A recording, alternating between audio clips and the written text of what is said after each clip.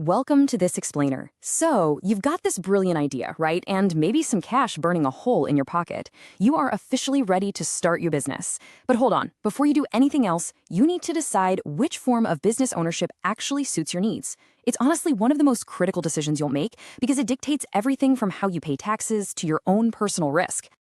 Okay, let's dive into this. Here is our roadmap for today. 1. The crossroads. 2. Going it alone. 3. Sharing the load. 4. Corporations and limited liability. And 5. Making the right choice. Part 1. The crossroads. Essential pre-business questions.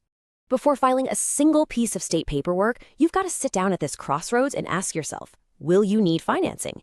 And how will the business be taxed? These are the fundamental make-or-break dilemmas of launching a venture.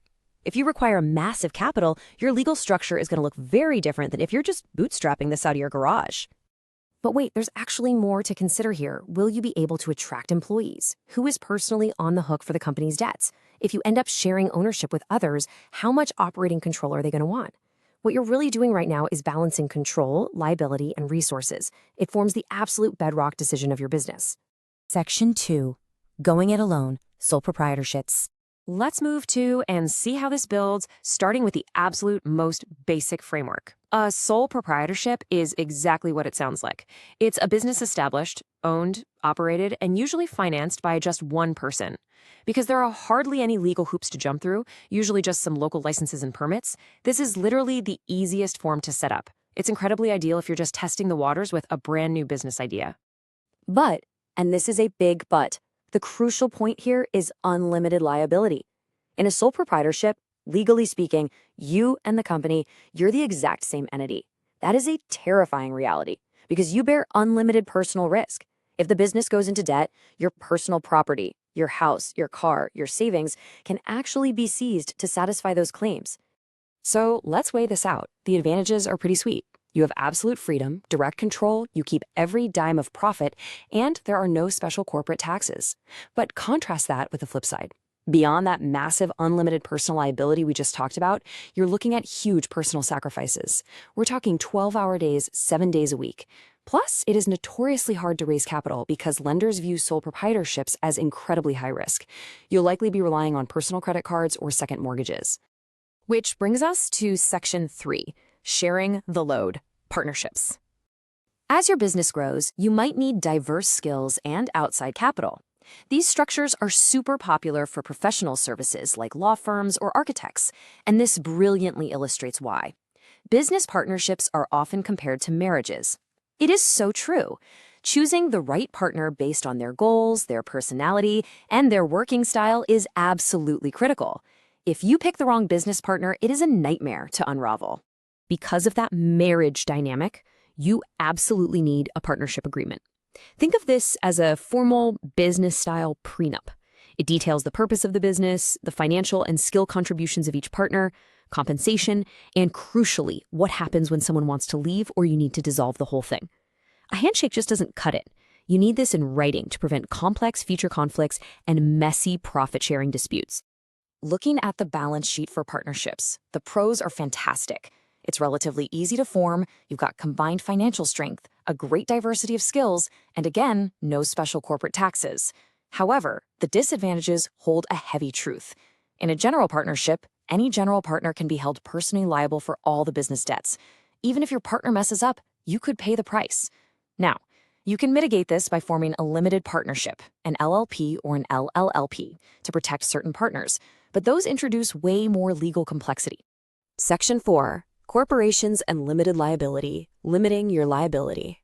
So, what happens when your risk is incredibly high and your need for capital is vast? You look at a corporation.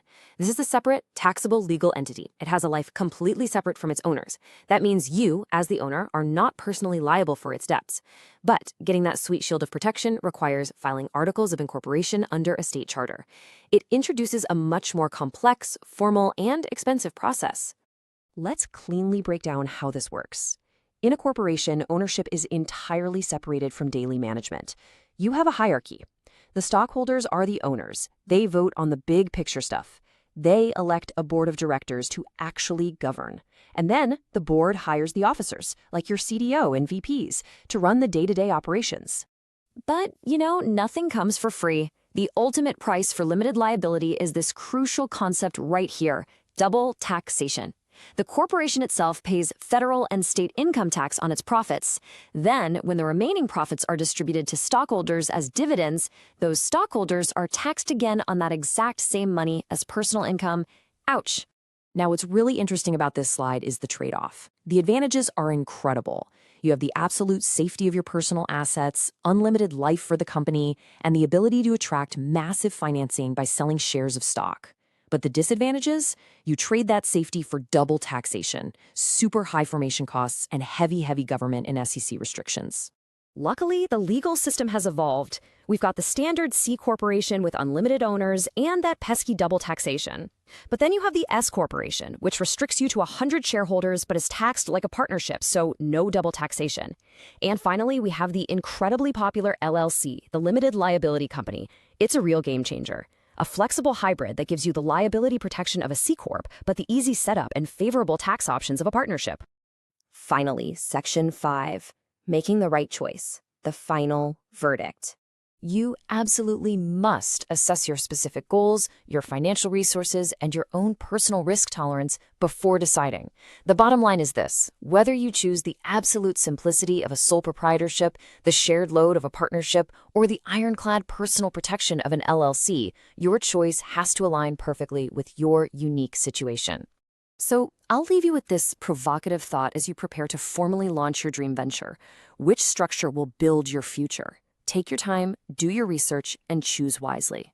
Thanks so much for joining me for this explainer, and I'll catch you in the next one.